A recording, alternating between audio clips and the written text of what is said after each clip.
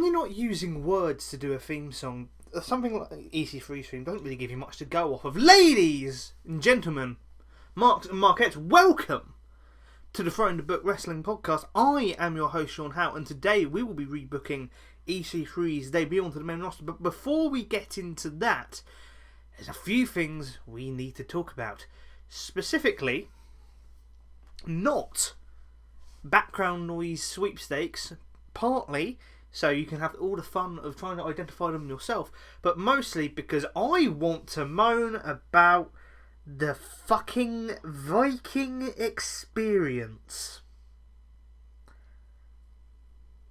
Normally I wouldn't have like a big pause or something, I wouldn't leave it in, but I'm going to leave that in. Just so, if it hasn't already, let that name sink in. You had a team, awesome team, with a, admittedly not as amazing name as we were on the Indies, with the War Raiders. Not as good as War Machine, but still good. And I guess I can understand why you couldn't have Mattel toy figures with the word war on them, because look at the little children. If they look at these Vikings with the word war on them, they might go out and rape and pillage themselves. I mean, and who can imagine what damage they could do? But, you know, company policy. I get that. But you could have, it wouldn't be brilliant, but you could have just called them the Raiders. Although I suppose that would give odd implications to the American football team. But what I'm trying to say is that the Viking Experience is the worst naming fiasco that WWE... I can't even say the name WWE now because of how pissed off at this I am. The worst naming fiasco that they've had ever, and that is saying something, because we still have someone in developmental called Cassius Ono, which is awful. That's an awful name. Yeah, and my God. Basically, I've got a theory of what happened. I think a couple of days, or maybe on the day, Triple H goes up to Vince and he says, "Hey, Vince, just here, just see the new team that's coming up." That was kind of half accented, half not. It probably didn't sound like anything, but basically Triple H shows him the match from the last takeover, and I reckon Vince saw that entrance and he thought, "Wow, this is amazing. This is like experiencing being with the Vikings." And at this point, he's interested in the entrance, but by the time the match starts, he gets a bit hungry.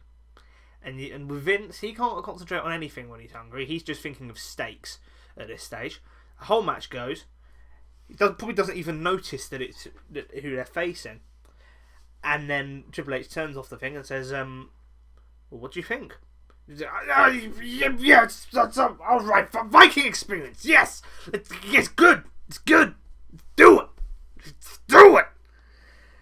And then, well, whatever happened, and we are where we are. Also, why are they now heels? And why did they not come up with the NXT tag belts? It is bewildering to me, particularly in a situation that WWE finds itself in, where there is possibly, in the form of AEW, a real proper alternative for these talents to go to get into the mainstream. Like, proper competition is about to come up, and they're still doing this to their developmental. Because you cannot afford to waste these people, because everybody who has to make that choice between going to NXT and then eventually to WWE and then what have you, or go to AEW, they're going to see this, and every fuck up they see that the talent have, every time they're going to put that in their mind, and they're going to say, going to NXT for a couple of years may be good, but where am I going to be once that's finished? I'm going to be nowhere. I'm going to be jobbing out to Kurt Hawkins and Zack Ryder. And admittedly, you could think that some talents might think, oh well, they won't mess me up because I'm such a good talent. But some of the best talent that we've seen come out of NXT has just completely failed. I mean, it may not necessarily be the best talent overall, but just the same week that this happened, Luke Harper left, or he's requested his release. Whether he's going to be given it or not is a different story. I don't know whether that's going to be a thing now. I suppose given that when Ty Dillinger announced his thing, he was allowed to release, and so I suppose if it gets on social media, then it means they have gone. But is so good. He can do everything, can Luke Harper. And then interestingly, I didn't mean to bring it up, but it's a good example going to the other end of the scale with Ty Dillinger, who's not a bad wrestler by any sense, but he got so over. Like that is something where you'd have thought he just cannot fail with that, but they did. Nobody seems in that booking team.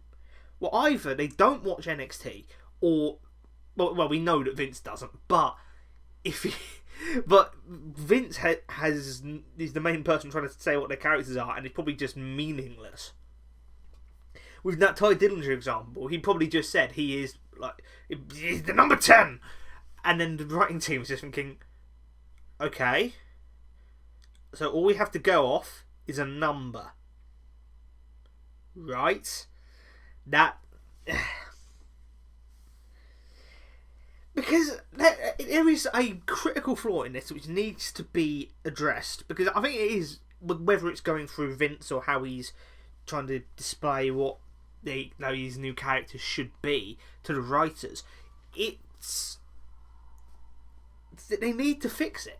In fact, the topic of EC3 is probably a very good example of that. Again, and I will get to that in a second, because I realised I'm starting off moaning about a name. They're talking about the whole complexity of WWE, and I could talk about Raw and SmackDown with the shake-up, but I have said that I want to do these kind of episodes based around the coming to WWE call-ups for the next couple of weeks.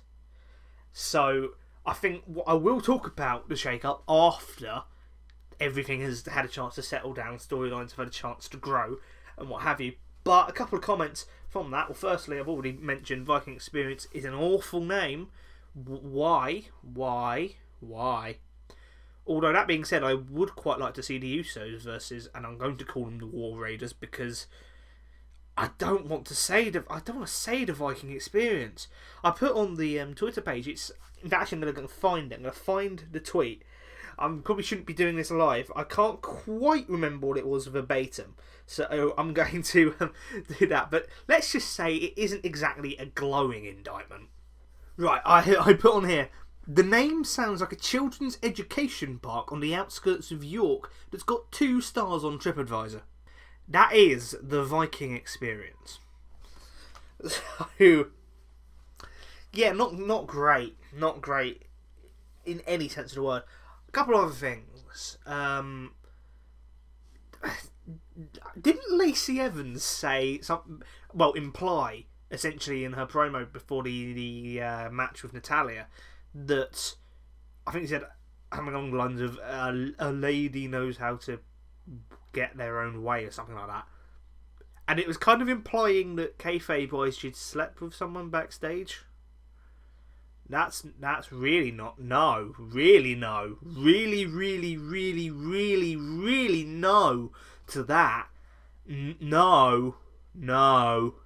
It's bad. And anything else? Apparently AJ almost walked in on an interview once when he was meant to be a mystery partner. I can't go. The door nearly opened. I don't know if it was him or not, but I got this from seeing something that Matthew from Botchamania put on Twitter, but that would have been quite amusing. And the SmackDown side of things, it was pretty good.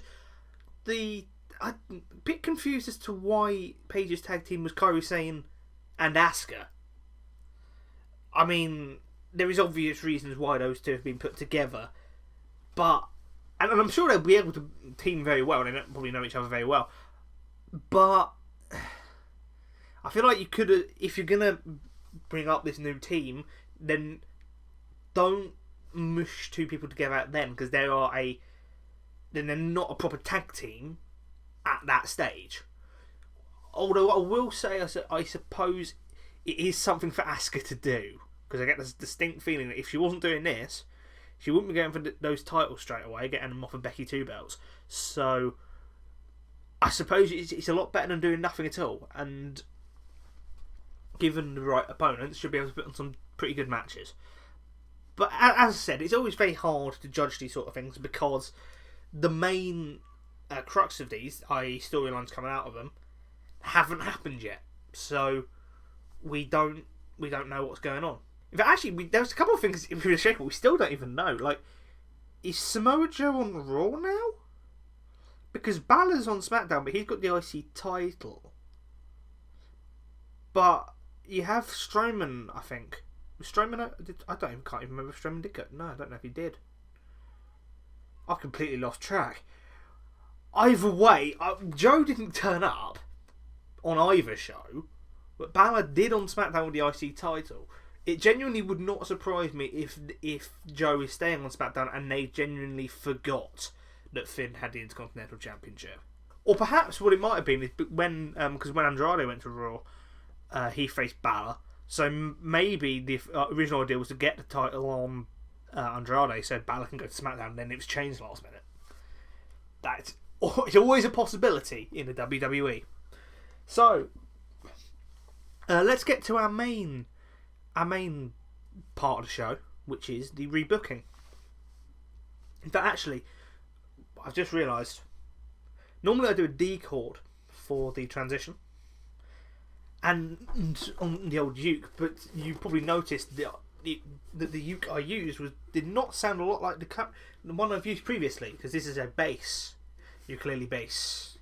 You can't see it, but it is. So it is still technically a ukulele, so it still counts on these random rules that I've set. But I can't exactly play a chord on this. But the reason I didn't actually use the uke I normally do is because I basically just changed the strings. So this is a potentially slightly off tune D chord transition. So be prepared for that with your ears. I could be bothered to tune it, but I could tune it now, but that'd take time and I'm not going to. Oh dear, that really is. Oh, that really is. Oh no. What have I done? There's definitely going to be only one transition chord today, because that was awful. So, EC3, the top 1%er. Okay, we did not expect this to go as wrong as it did. Boy, oh boy. Because the most recent act was getting destroyed by Braun Strowman, who I probably didn't turn up on SmackDown. That's probably complete misinformation from my part. I don't know where that entered my head. But when you looked at the crop of people who were on their way to WWE, trademark, you probably looked at EC3 and think, well, he's got a very impressive physique. He's going to be somebody that Vince really, really likes. He might not necessarily do as well as Lars, but he'll probably come out pretty well out of this. But, oh boy, no. Okay, if I was talking earlier about the creative team not understanding people's characters, I'd say EC3 is the poster child for that. Because they didn't have plans for any of the guys coming up for the first couple of weeks.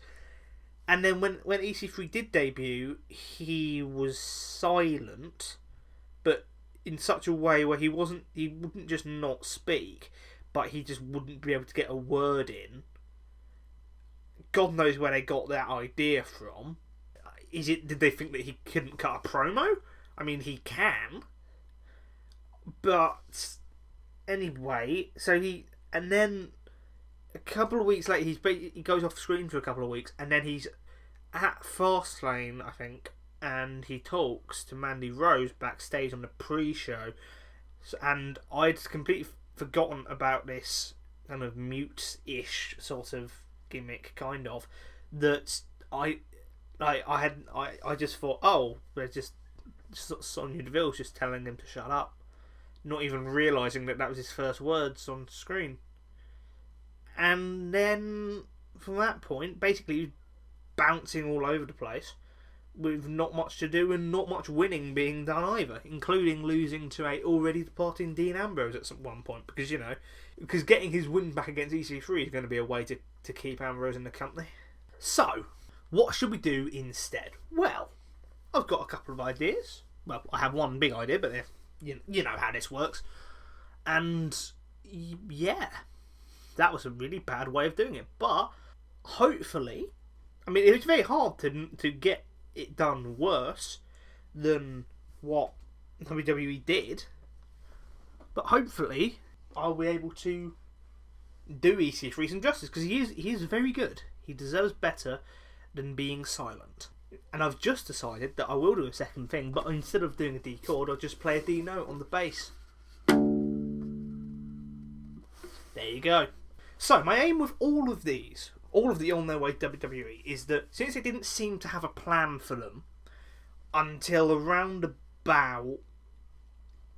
well, I think it was after the New Year's episode of Raw, because they pre-recorded that one. So I'm going to go from the 8th of January Raw, or 9th of January SmackDown, depending on, and I'm going to take them from their debut to what they do at WrestleMania. They'll hopefully all be in matches at or around WrestleMania, and then a brief summary of what they'll do afterwards.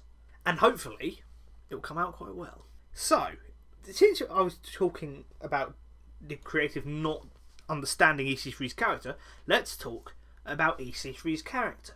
And firstly, how it's a bit weird that they didn't understand the character, given that it's his entire character summary is basically being said in his theme song.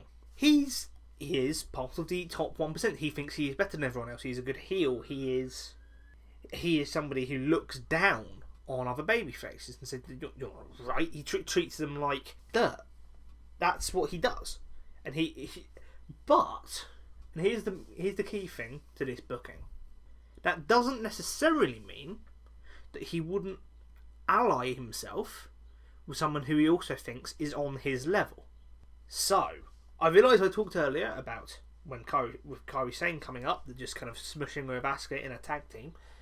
Doesn't make that much sense. But given that I'm now going to basically smush EC3 together with someone on a tag team, but there's a story, there is logic behind it, and it does something which everybody has been wanting to happen for about a year and a half, at least. So, EC3 comes out on this 8th of January, and he sets his sights on Bobby Roode and Chad Gable. And he says, "You two are meant to be representing a whole division here, but neither of you have the class and the physique and the presence to hold a division up by yourself. You are at the top of a whole division that needs to be sorted. So, at Elimination Chamber, I want to challenge you to a tag team title match. I will reveal my partner on the day, and we will make this tag division what it should be. We will make it fit for the top 1%. And Gable and Roode are quite annoyed at this, but they accept the challenge because they are fighting champions. And you can have a couple of things. Basically, you could have... I like to imagine it's like they are... Gable and Roode are in tag matches, and EC3 is watching at some point. Maybe in a... I was about to say in like a carried throne, like Hannibal, but he's not quite that top 1%, is he? But, you know, kind of... Maybe he's got valets, and he's got his own like special, almost throne that he sits in on the top of the ramp and watches them. Basically, imagine what Velveteen Dream did when he was watching Matt Riddle face Taste the Difference Kona Reeves. Basically that. but anyway, so Elimination Chamber comes around, and everybody's thinking, well, who is going to be EC3's partner? There's been no real teasing or anything, so it could be anyone.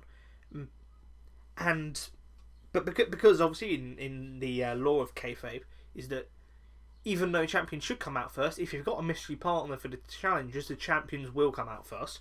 Rude and Gable come out, and Gable is really up for it. He's like, yes, come on. And Rude, he's going along, but you can see a little something in his body language.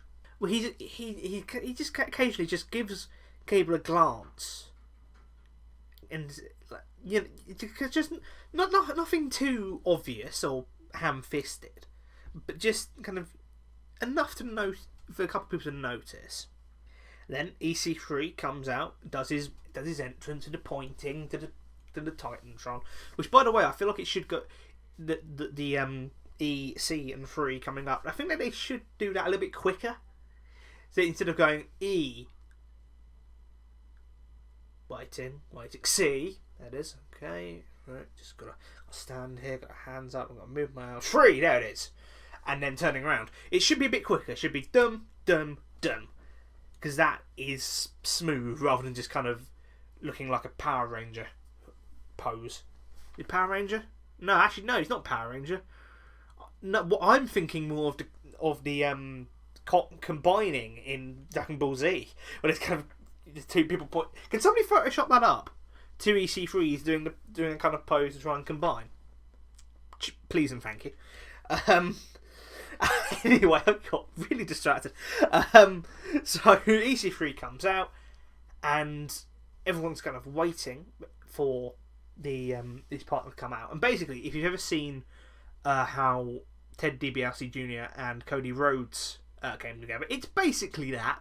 We're basically repeating that, where no partner comes out, and I'm like, oh, okay, we'll go for the tag match, and Gable come and Rude get in the ring, EC3's in the ring, and suddenly turns him around, kicks to the gut, glorious DDT, boom, Gable's out, EC3 pins, 1, 2, 3, EC3 and Bobby Roode are your new champions. Bobby Roode has finally turned heel into the glorious heel that he is.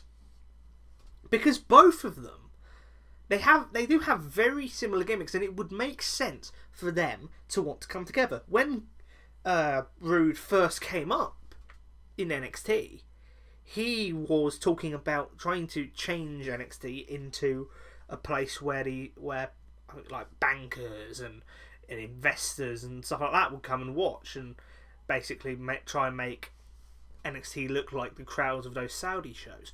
But EC3 is one of those people, kayfabe speaking, so of course they're going to want to team up, because it's best for both of them. And it's basically, and their whole thing is that they are essentially business partners as much as they are friends. And they are going to change WWE into a way that they see fit. And they're not going to rip up trees just yet, but they're going to get there. And I think this is where they should have gone, because the two of them can work if all goes well, can work a little bit like a two-man power trip almost. Not necessarily pushing them that far. Not saying that one should have the WWE Championship and one should have the Intercontinental Championship, but something kind of similar to that. Those two, because it makes sense, those two together are stronger as a unit than they're on their own. And so we come out of Elimination Chamber, and Chad Gable, he is pretty pissed. He's a very, very angry ex-Olympian. He's tearing his hair out so that he looks even more like Kurt Angle. That was an awful joke. But he wants to get his hands on Bobby Roode as soon as possible. So EC3 and Roode come up. Maybe you could give them a tag team name. Call them the Glorious Percentage. It's suppose that'd be a top 1%. And let's be honest, it's better than the Viking Experience. If you can think of a better name, then put it in the comments. The only other one I thought of was Rude C3 because, Rude ends in an E. But I don't think that would be an official name. But So they come out and I think we'll put E-C-3 on the mic, actually. It doesn't necessarily matter in this situation. Maybe they can both talk. Maybe they can just be like a really rich Iconics. Something like that. Just rich and annoying. But they say, look, we understand that you are not best pleased with Bobby over here. But I don't see why you are. I think you should be able to see that this just makes pure business sense. You'd have done the same thing. Or at least I think you would have done. Because if you didn't, then if you wouldn't, then that explains where you are right now, doesn't it, Chad? But you want to get your hands on my business partner, Bobby Roode. But we're not going to let you just do this on any sort of free show. No, we're about the big bucks here. We are money. You are this scrappy underdog. This is not a story to be told here in insert town name here for Cheap Heat. You don't deserve that. So, I propose this. At Fastlane, you will go one-on-one with me, E-C-3. Just made that clear. And if you can beat me, then you can get your hands on Bobby Roode at the biggest, grandest, most glorious show of the year, WrestleMania. But if I beat you, then Chad, we are going to show a level of pity that everybody here will not be able to believe, because if I beat you, Chad, you are going to have to work for us. So for you, it's a win-win. If you beat me, you can do all your punching and your suplexes on the person you want to. But if you lose, that's a great business opportunity for you. So, what do you say? And Chad, who I imagine would just be going, for God's sake, I hate these guys, just says, yes, fine. If you're going to try and hide, Bobby's going to hide behind you, I'm going to go through you, and then I'm going to go through Bobby, and I'm going to tear his heart out, and then I'm going to suplex it, and then I'm going to do the glorious thing myself, take it for my own, and this went really out of hand. I don't know why. Why was it? Anyway, let's not think about that, because that could go down some weird places. So, the match is set. EC3 versus Chad Gable at Fastlane. Probably the pre-show. Hopefully not the pre-show, because hopefully this story would have got people interested, but probably the pre-show. So, that match happens. Chad Gable puts up a very good fight, but perhaps by heel shenanigans, or perhaps clean. Depends. I think I would say heel shenanigans, because I think it fits their characters better. EC3 wins. And Chad Gable is going to have to do their dirty work for the next, well, who knows how long. So, leading up to WrestleMania, we start with maybe some just backstage pieces where you've got Chad is like cleaning Rude and EC3's boots, for example, or I was going to say maybe he's just, I don't know, ironing their gear or something like that. And he's not. I wouldn't say he's getting paid, because heels, you don't want to really pay him. But basically, we start off with skits like that. But then whenever Rude and EC3 are in a position where they have to defend their tag titles, then Gable is being forced to interfere on their behalf and having them win the match.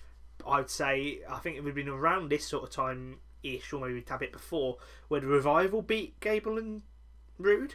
So instead of having that, they can have a match with glorious percentage, and it looks like the Revival on top because they're a very good tag team. But then Gable costs them, and And you got stuff like that, maybe with a couple of other teams, but basically the main thing that you want to purvey from these is that Chad Gable is really, really, really not enjoying himself doing this, because he's a nice blue-collar guy, and he's being forced against his will to have to do these because he lost the match. And he's awful. And basically, you focus, particularly on these kind of like backstage bits, you focus on Gable because at that stage, all that in this role, you could have Rude and E-C-3 doing stuff trying to add to their characters, but all I need to do to serve this story is basically just be cackling bad guys for now, for the time being, because what we're leading to here is occasionally Gable is able to find some time off, let's say, whether it be, I don't know, maybe the work standards people, whoever they are in America, have just got onto them and say, you need to give this guy a break, or he's just kind of sneaking away, and you see that he's very upset, and he takes solace in talking to the, as I officially like to call them, the Lost My Edge heads, i.e. Kurt Hawkins and Zack Ryder, because they're all baby faces in quite shit circumstances. So they're basically just in very similar ways to when Ryder was trying to talk to Hawkins, where basically they bond over their perpetual shitness and bad luck. It's a similar thing happens here, but at some point, and he said one day, which makes it like a fairy tale, but one day EC3 and Bobby Roode find Gable talking to the Lost My Edge heads, and they say, "Oh Jesus, Chad, you're our employer and you're putting yourself down at these levels. You need to pick your game up, mister. Talking to these two? Jesus Christ. Like, even we can see that you deserve better than that." And then that sets off the Lost My Edge heads and say, "Hey, don't talk about us like that. Yes, we've not really been on TV much, and whenever we have, we've lost. But we still have some sense of dignity, damn it." That will set up Kurt Hawkins and Zack Ryder versus Bobby Roode and EC3 at WrestleMania. Because if you're going to have them, the Lost My Edge heads, chase the Raw tag titles at WrestleMania, then you could, I don't know, set the match up a bit. What a novel concept that is. So, and for that point, you start building on it. And again, much like how when they were talking to Chad, I like the idea that these two are very almost, what's the word I'm looking for? Oh god, I just had it in my head and it's just slipped out. Patronising, that's it, patronising towards Zack and Kurt, and they're basically saying, imagine the big money match that this could be. Will Kurt Hawkins finally win a match? And we're proud that we are going to be able to give you the chance to try and win a match. Unfortunately though, Kurt, you're not going to, are you? But that's fine, because people will put the money in before. They only put the money in before the match has happened. They like the idea of you winning, Kurt, and you, Zack. But they know it's not going to happen. But that is how you get money in. That's good business. So we will see you at WrestleMania. But don't expect anything out of the ordinary, boys. I don't know why that's my voice there. I think that's just patronising voice. That sounds nothing like Bobby Roode or EC3. So, oh well, I've said it. I said the stuff now. But anyway, while they're doing this, let's say that Hawkins and Ryder are at the top of the ramp, and Roode and EC3 are in the ring.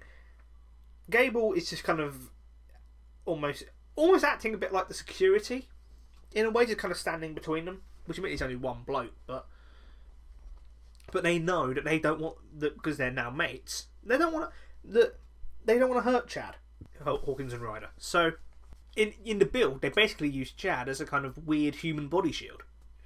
It's not like they're lobbing him in front of the fire. They're lobbing him in front of so he gets killed. They're lobbing him in front of the fire because they know the fire will stop, if you will. That probably wasn't the best way of explaining it, but you know, oh well. So WrestleMania comes around, and well, it looks like EC3 and Bobby Roode have got this one firmly in the bag. They're basically, well, maybe not dominating. You have a couple of good hope spots, a bit like that revival match, but in fact, it probably have a very similar structure to that. But you can just kind of tell that the EC3 and Bobby Roode, they're going to win this match, aren't they? Oh, just look at it. Poor Hawkins and Ryder. They try their best. But it comes to the point where instead of near the end you had the brainbuster, which kind of completely took Hawkins out. Let's say you do a glorious DDT onto the outside, and Bobby Roode, he knows he's won at this stage because Ryder's on the outside, just in a heap, and he decides he takes him in the puts him in the ring, but instead of covering, he's basically gloating. He's doing his pose, glorious, everything else. And meanwhile, you've got Gable on the outside, and he's just... You can see, so it's almost like Gable's about to boil over. But then he stops. It just kind of gives a little subtle smile to the camera, jumps up onto the apron, and he calls for Bobby. And Bobby's confused by this. It's like... And he kind of looks around, it's like... Because he's almost like saying, hey, look, there's something going on. But it's like, well, what do you mean? There's nothing going on. And the crowd are going, because guess what? Someone's sliding into the ring. But you can't see it. You're being distracted. That's how distractions work. I don't know why I have to explain that. But into the ring slides a probably normal clothed Jason Jordan. There's a bike on the outside. But, no, outside here, not on the outside of the thing. Triple H doesn't just turn up. No, there's now this is a risk, having Jason Jordan here, because he's got the big neck injury, and I suppose if he can't do this, then you could have it be Shelton Benjamin, because they have a history of teaming with Chad. Basically, the idea is that Chad Gable is not Chad no mates. He's got friends. And he said he's got friends on the other side. Isn't that from a Disney film? I suppose, actually, given that Benjamin is on the other brand, then yes, he has got friends on the other side. But you could have it be Benjamin. I'd like it more to be Jordan. I realise he can't compete at all. Perhaps what you could do is have Jordan do that, because I like the idea of Jordan coming into the ring, doing the spear into the corner. Let's say the ref actually probably would need a ref to be distracted as well. So maybe instead of I hadn't thought of that. Instead of distracting Bobby, he distracts the ref.